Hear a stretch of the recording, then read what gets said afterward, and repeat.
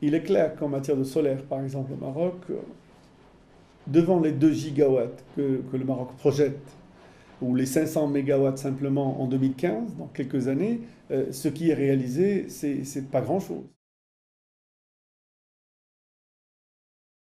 Donc on peut estimer que l'ambition est forte. Mais en même temps, on se dit qu'il y a un soutien tellement fort du point de vue politique.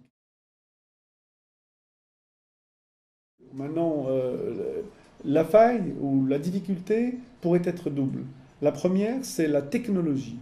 A-t-on aujourd'hui dans le monde des centrales thermiques qui permettent de produire par le solaire 500 mégawatts? La réponse est non, pas encore. Donc nous serons défiés sur l'aspect technologique. Deuxièmement, au-delà de la technologie, il y a les ressources humaines, il y a les capacités humaines. Et pour pouvoir aller aussi vite dans ce secteur, ben, il faut des capacités humaines, il faut des gens maîtrisant ces technologies. Donc le défi, il est à ces 2 niveaux, outre le défi purement financier.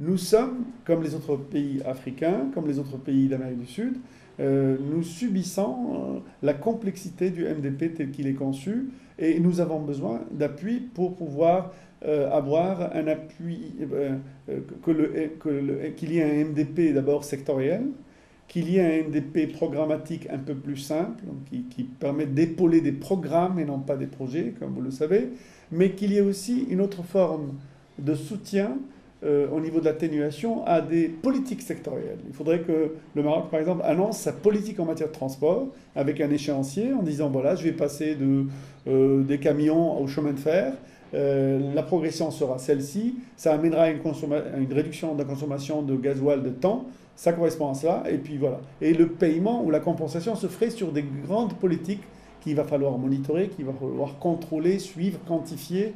Voilà, c'est pas facile, mais c'est cela dont a besoin l'Afrique. L'Afrique ne veut pas aller très loin dans le MDP actuel. C'est des petits projets qui demandent des efforts énormes, qui demandent des coûts.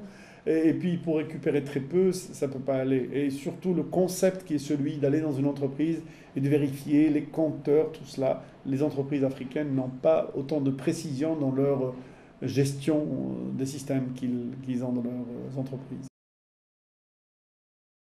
Selon le MDP, ce qui va être payé, c'est la réduction des émissions qui va être mesurée, quantifiée avec une preuve. Or, quand vous avez des kits photovoltaïques que vous allez distribuer à des populations, comme c'est le cas au Maroc, et qu'après, il n'y ait pas de suivi de ces kits, qu'est-ce qu'ils sont devenus? Et qu'un beau jour, le vérificateur, celui qui vient de voir combien de kits ont été mis et où est-ce qu'ils en sont ces kits, trouve très peu, ou la plupart ont été volés ou ont été... Qu'est-ce que vous voulez qu'il paye? Parce qu'il ne sait pas jusqu'à combien de temps ces kits photovoltaïques ont été utilisés. Et donc, il ne pourra pas quantifier la quantité de réduction des émissions, donc il ne peut pas vous donner des crédits carbone. Voilà un exemple de projet qui montre la difficulté du MDP. Au Maroc, les projets qui marchent, ce sont des projets qui marchent dans des grandes entreprises. L'OCP, l'ONE, Lafarge, ce sont des grosses entreprises structurées. Mais une petite PME marocaine, toute petite, elle a très peu de chances d'avoir un projet MDP parce qu'elle n'aura pas le moyen de suivre ce processus. Au Maroc, il y a eu une prise de conscience rapide là-dessus, c'est de mettre en place une industrie locale. Donc, par exemple, dans le domaine des énergies renouvelables, il y a un grand centre qui est en cours de mise en place à l'est du Maroc, dans la région d'Oujda, qui a pour vocation justement de créer localement ces différentes technologies et donc d'avoir une maîtrise de ces technologies. Et cela permettra au Maroc d'être un peu moins dépendant des pays européens ou d'Occident sur ces technologies en fait. Et la mise en place de ces centres se fera avec la collaboration, évidemment, des pays d'Europe pour pouvoir accéder aux technologies, mais progressivement, la production locale et l'existence de capacités locales pour maîtriser ces technologies sera un atout. L'intérêt, il est clair, c'est que cette économie, aujourd'hui, ce sont les pays développés qui conditionnent le marché mondial.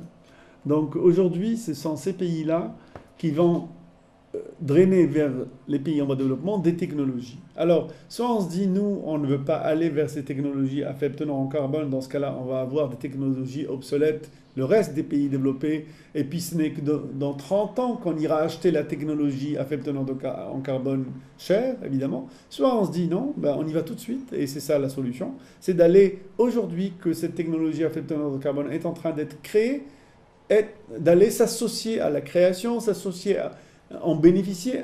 C'est un apprentissage d'une économie nouvelle. Eh bien, il faut entrer dans le marché d'apprentissage dès le début et ne pas rester en marge. Et c'est en cela que le MDP ou des mécanismes comme cela sont intéressants. Parce que je pense que, outre l'argent que cela apporte, c'est le fait que les pays en bas de développement s'associent à l'ensemble du monde dans cette nouvelle économie qui se dessine. C'est ça qui est important.